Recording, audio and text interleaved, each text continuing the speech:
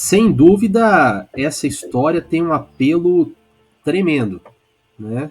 A gente conversava aqui antes de nós entrarmos no ar e talvez de todas as teorias sobre como se dará a volta de Cristo, essa seja a que procura contemplar mais passagens bíblicas de um modo mais explicado, né? Porque ele vai pegar cada ponto, vai pegar cada passagem, vai tentar costurar, né, a volta de Jesus.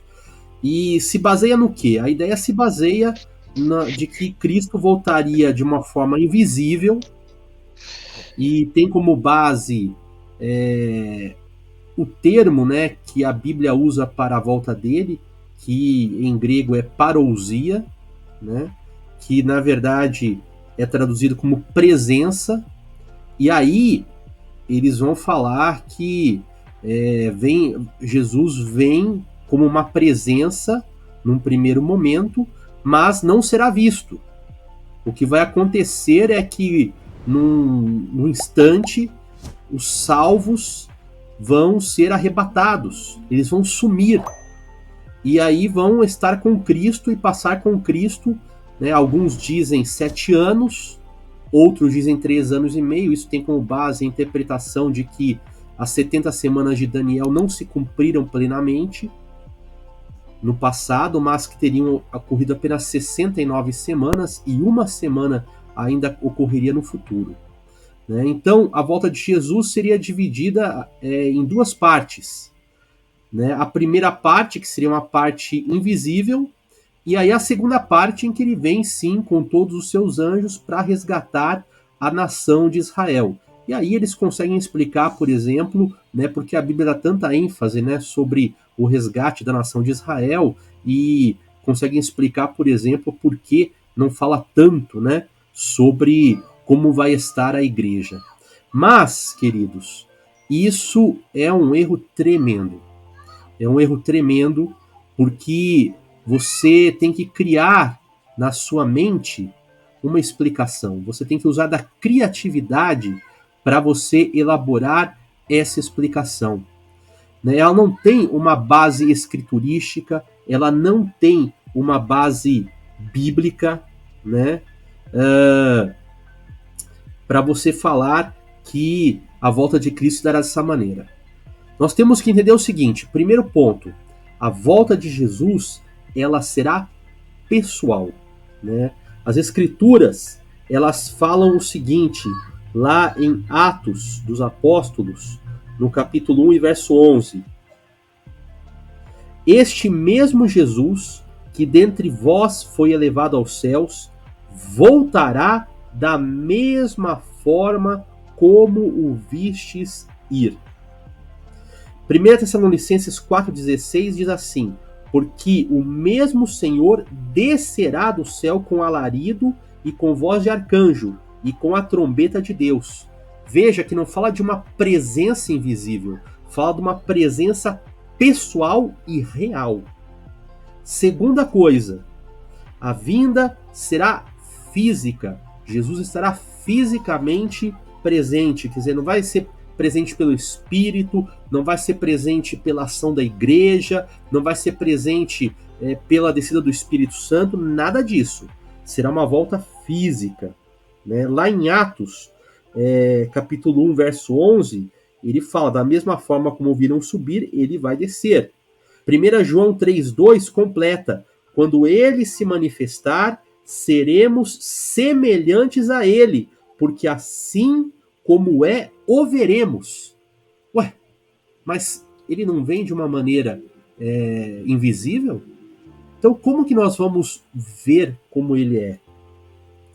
Apocalipse 1,7: eis que vem com as nuvens, e todo olho o verá. Zacarias 14,4, o pastor Luiz começou a citar isso: estarão os seus pés sobre o Monte das Oliveiras, quer dizer, a volta de Jesus para reinar na terra. Atos 1,9, né?